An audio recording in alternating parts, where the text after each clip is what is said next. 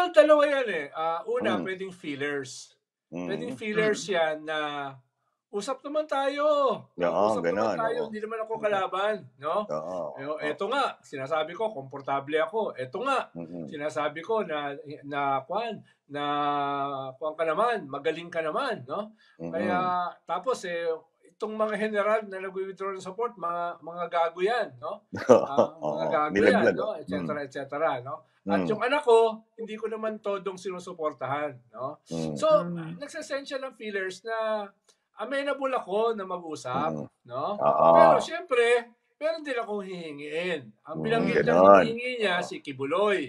No? Yung Yun programa. nga eh. Oo, may Yung kanyang ganon. no? Kaya yun ang sinasabi niya.